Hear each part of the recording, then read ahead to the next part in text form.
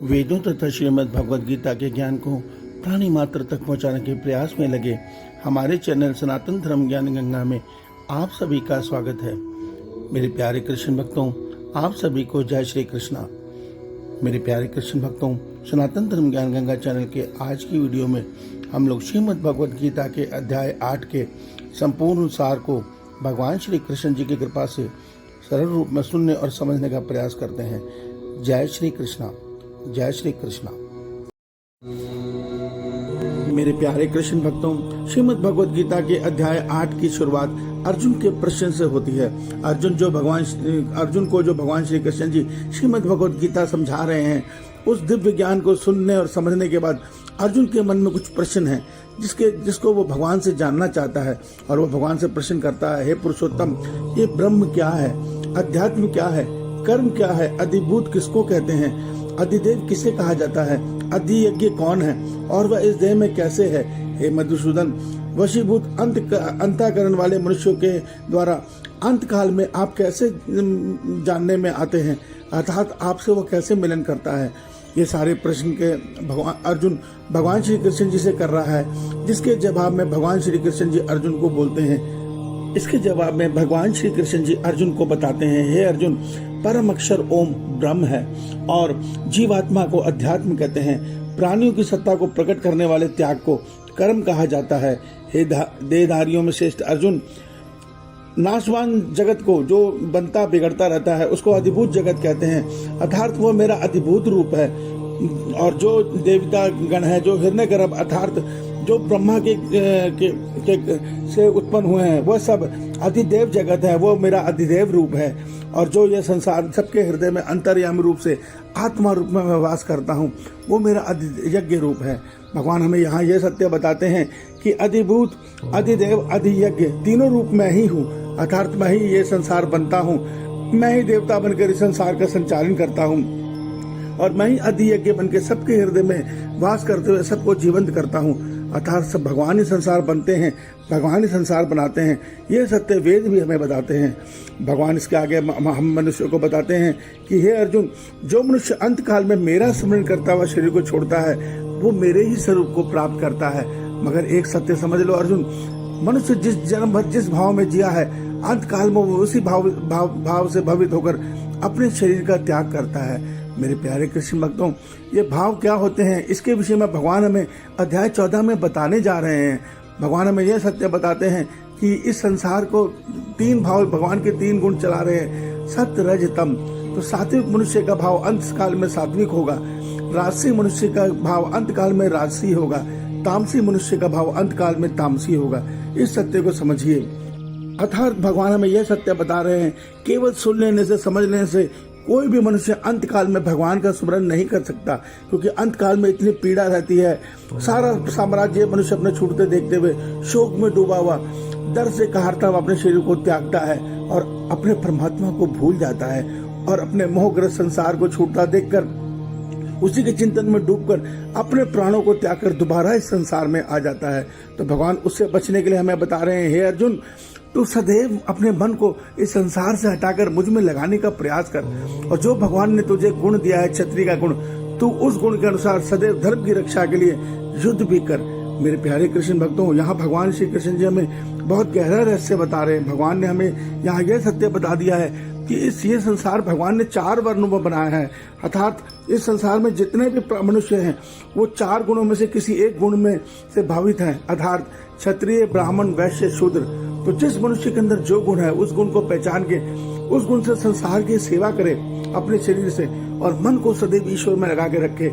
जब मनुष्य अपने मन को सदैव ईश्वर में लगा के रखेगा तो अंत काल में वो आसानी से अपने प्रभु को याद करते हुए अपने शरीर को त्यागेगा और अपने ईश्वर को प्राप्त कर लेगा। भगवान ने हमें बहुत अच्छा उपाय बताया है।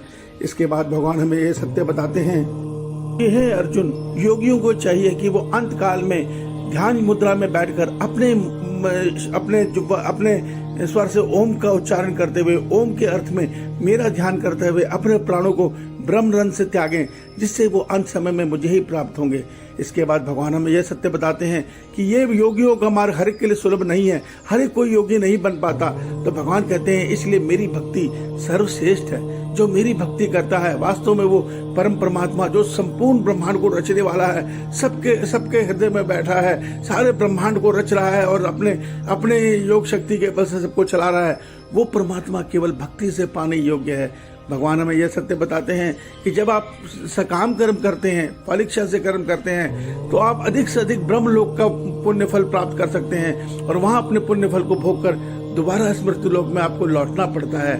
भगवान कहते हैं एक सत्य को समझो, तुम आज से नहीं सृष्टि आरंभ से इस जन्म मरण चक्र में भटक रहे हो और ये जो चक्र है ये छोटा चक्र नहीं है, ये चक्र बहुत बड़ा चक्र है। ये महासर्ग के बाद हर कल्प में बटा हुआ है और एक महासर्ग में 3600 कल्प आते हैं। एक कल्प की अवधि भगवान हमें बताते हैं कि एक कल्प में जो दिन की अवधि है ब्रह्मा जी के, वो 1000 चतुर्युग की है, अर्थात 4 अरब 32 करोड़ वर्ष की है। इस काल में सृष्टि फलती फूलती है और जो ब्रह्मा जी का रात्रि का काल है उस समय सृष्टि प्रलय में समा जाती है और ये सृष्टि ऐसे प्रलय में नहीं समाती, ये सौर मंडल संपूर्ण नष्ट हो जाता है। आप इस सत्य को समझिए। भगवान हमें यह बताना चाह रहे हैं कि हर 4 अरब 32 करोड़ वर्ष बाद हमारा सूर्य समाप्त हो जाता है, मृत्यु को प्राप्त होता है, क्योंकि दिखाई देने वाली हर चीज की मृत्यु तय है, वो काल से बंधी हुई है। तो यह सत्य विज्ञान भी बताता है कि सूर्य की आयु 4 से 5 अरब वर्ष है। इसीलिए आप समझिए हमारा विज्ञान सबसे उन्नत विज्ञान है। भगवान कहते हैं उसके बाद नए कल्प में नई सृष्टि नए सौर मंडल में दोबारा से आरंभ होती है, जिसमें हम जीवात्माओं को अपने पुण्य फल को भोगने के लिए, पुण्य और पाप कर्म को भोगने के लिए दोबारा से जन्म लेना पड़ता है। तो भगवान हमें यह सत्य बता रहे हैं कि मनुष्यों इस जन्म मरण चक्र को तोड़ो। ये जन्म मरण चक्र तुम्हें दुर्गति दे रहा है। हर थोड़े दिन में हम मृत्यु, जन्म पहले 9 महीने गर्भ का दुख, फिर उसके बाद जीवन संघर्ष का दुख और उसके बाद फिर मृत्यु का दुख, अंत में सब कुछ छोड़ के यहीं चले जाना है और फिर से नए जन्म में नए सिरे से सब कुछ आरंभ करना है। भगवान हमें यह सत्य समझाते हैं कि मनुष्यों इसको तोड़ो और इसको तोड़कर अपने परमात्मा से मिलन करो, इससे हमारा जन्म मरण चक्र टूट जाएगा। इसके आगे भगवान हमें यह सत्य बताते हैं कि हे मनुष्यों, जब तक तुम सकाम भाव से अर्थात इस संसार के सुख पाने की इच्छा में, संसार की सिद्धियां पाने की इच्छा में, जैसे कुछ लोग कुंडली जागृत करना चाहते हैं, आज्ञा चक्र जागृत करना चाहते हैं या अपने तप के बल पर संसारिक सिद्धियां पाना चाहते हैं, भगवान कहते हैं आप इससे अधिक ब्रह्मलोक के सुख को भोग पाओगे और दोबारा अपने पुण्य फल भोगने के बाद या स्वर्गलोक में अपने पुण्य फल को भोगोगे और जब पुण्य फल समाप्त हो जाएंगे दोबारा इस धरती पर लौट आओगे। और जो भगवान कहते हैं जो ज्ञान योगी हैं, जो ब्रह्म को ही सब कुछ मान के अहम ब्रह्म अस्मि करके ध्यान योग में अपने मन को अपने आत्मा में जोड़कर आत्म साधना करते हैं, ऐसे ब्रह्मवेता पुरुष अपने अंत काल में अपने प्राणों को त्याग कर ब्रह्मलोक में महासर्ग के अंत तक का इंतजार करते हैं और जब महासर्ग खत्म होता है अर्थात महाप्रलय आती है तो वो ब्रह्मा जी के साथ परमात्मा में लीन होते हैं। मगर एक सत्य को समझ लो अर्जुन, जो मेरा भक्त है, जो मुझसे प्रेम करता है, रात दिन मेरे प्रेम में तड़पता है, मुझे पाने के लिए रोता है, ऐसे भक्त के लिए कोई मार्ग नहीं है। जो योगी हैं वो उत्तरायण और दक्षिणायन मार्ग से जाते हैं, मगर मेरे भक्त के लिए कोई मार्ग निर्धारित नहीं है। मेरा भक्त जब मुझ में प्रेम लगाकर जब जीवन को जीता है, वो संसार से विरक्त होकर केवल मुझे पाने की इच्छा रखता है। ऐसे भक्त की मृत्यु के बाद मैं स्वयं उसकी उंगली थामकर उसको अपने परम धाम में लेके जाता हूँ और वो सीधा परम धाम में मुझ परमात्मा से मिलन करता है। इस सत्य को समझो। तो भगवान ने यहाँ ये बात क्लियर कर दी है अध्याय 8 में कि उस परम पिता परमेश्वर को पाना है जो सारे ब्रह्मांडों को चला रहे हैं, जो सबके हृदय में वास करके सबको जीवंत किए हुए हैं। उनको पाने का केवल एक उपाय है प्रेम, प्रेम और केवल प्रेम।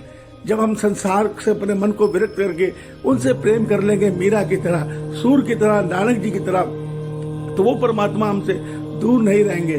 उसके पाने का अन्य कोई उपाय नहीं है। आप लाख प्रयास कर लीजिए, आप ज्ञान योगी बनेंगे। भगवान कहते हैं बहुत मुश्किल मार्ग है ज्ञान योग का मार्ग। वहाँ हम ब्रह्म की साधना अर्थात आत्मा की साधना करके केवल ब्रह्मलोक तक पहुंचेंगे और महासर्ग के अंत में हमारा परमात्मा से मिलन होगा।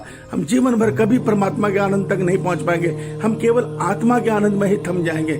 मगर भगवान कहते हैं मेरा भक्त, उसके लिए ना उत्तरायण मार्ग है ना दक्षिणायन मार्ग है। वो तो प्रेम से मुझसे जुड़कर, अपने मन और आत्मा से मुझसे जुड़कर सदैव मेरे परमानंद में जीवन जीते हुए अंत काल में जब अपने प्राणों को त्यागता है तो मैं स्वयं उसकी उंगली थामकर उसको परम धाम में पहुंचाता हूं। तो भक्ति का मार्ग सबसे सरल है और सब परमात्मा को पाने के लिए सबसे आसान है। ये सत्य भगवान हमें बता रहे हैं। तो मेरे प्यारे कृष्ण भक्तों, वो भक्त बनिए जिसके अंदर हमें परमात्मा से प्रेम हो जाए। हम संसार नहीं, हम परमात्मा को पाने के लिए तड़पें। जब ये स्थिति आएगी तो निश्चित मानिए हमारा मनुष्य तन सफल हो जाएगा और हमें वो परमानंद प्राप्त होगा जो ब्रह्मांड में किसी चीज से नहीं प्राप्त हो सकता। यही सत्य भगवान हमें बता रहे हैं। ईश्वर आपका कल्याण करे, आपका दिन शुभ हो। जय श्री कृष्णा, जय श्री कृष्णा। अब हम आगे अध्याय 9 को शुरू करेंगे।